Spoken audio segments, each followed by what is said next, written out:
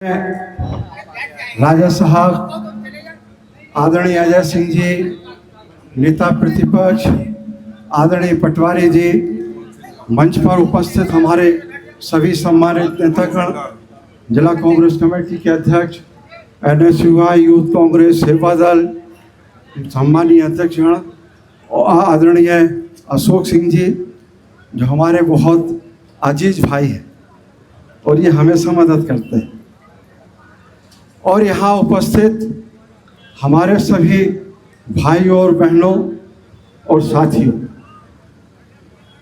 मैं सबसे पहले तो दतिया की जनता का और उन कांग्रेसियों का धन्यवाद करते हैं, उन्हें इस बात के लिए आभार करते हैं कि आपने जो लड़ाई पिछले 15-20 सालों में लड़ी है, उसकी परिणति ये हुई कि वो पूर्व मंत्री कहीं के नहीं रहे। उन्होंने हम कांग्रेसियों को, जनता को जेल भेजा, लोगों की प्रॉपर्टी को नष्ट किया, हर तरह से नुकसान पहुंचाया, जनता पर झूठे केस बनवाए। और एक बात और आपसे निवेदन करना चाहता हूं, उन्होंने मुझे जेल भिजवाया तो आप सब ने मुझे विधायक बनवा दिया, और उन्होंने मुझे तिहाड़ जेल भिजवाया तो लड़ने लायक भी नहीं रहे, टिकट कट गया। ये जो बददुआएं हैं, जो श्राप है, जो बेचारे निरीह निर्दोष लोगों के साथ जो उन्होंने अत्याचार किया, उसका अंत हुआ। मैं आप सबसे यही प्रार्थना करता हूं कि हमको जिस तरह से एक चक्रव्यूह में फंसाकर, झूठे मामले में लाकर किसी तरह से हमको फंसाया और मैनेजमेंट कराया, उस मैनेजमेंट के कारण हमको आज तिहाड़ जेल जाना पड़ा। आप 2 मिनट में अपनी बात खत्म करता हूं। यहाँ आप सब उपस्थित हैं, जो मामला है उसके बारे में ज़्यादा गहराई से नहीं जाएंगे, लेकिन जिला न्यायालय नई दिल्ली का जो फैसला है 1 अप्रैल का, उसको आप लोग पढ़िए। उस फैसले में जज ने ये लिखा है कि राजेंद्र भारती किसी भी धारा के अंतर्गत दोषी नहीं है, और ये भी लिखा कि राजेंद्र भारती के खिलाफ कोई साक्ष्य नहीं है। दोनों बातें लिखी, और एक बात जो उस केस का मुख्य बिंदु है, मुख्य मुद्दा है, वो है हमारी मदर के नाम से 10 लाख की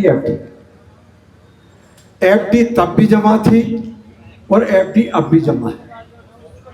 लेकिन पूर्व गृह मंत्री ने कोशिश की, जनता में भी वो गए और उन्होंने मुझे अपने भ्रष्टाचार की लाइन में खड़ा करना चाहा, लेकिन जनता ने ऐसा जवाब दिया, हम सब कांग्रेसियों ने ऐसा उनके साथ संघर्ष किया, जिसकी पराकाष्ठा ये हुई कि आज वो कहीं के नहीं।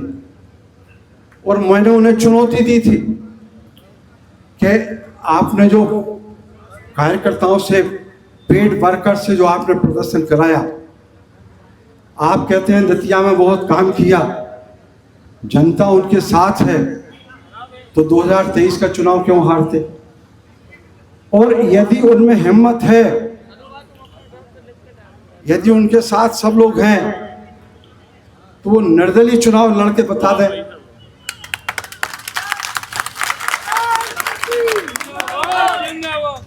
हमने तो 1998 में जब सामंतवादियों ने हमको टिकट नहीं दिया, चुनाव हम लड़े और आप सबने आशीर्वाद दिया और जिताया। उस समय कांग्रेस और बीजेपी की दोनों की जमानत जब्त थी। 8 में फिर सामंतवादियों ने टिकट नहीं दिया। हम चुनाव लड़े और आपके आशीर्वाद से दूसरे नंबर पर रहे। तो मैंने उनको यही कहा कि इस तरह से हिम्मत दिखाओ ना जनता के बीच में कि आपने कितना काम किया।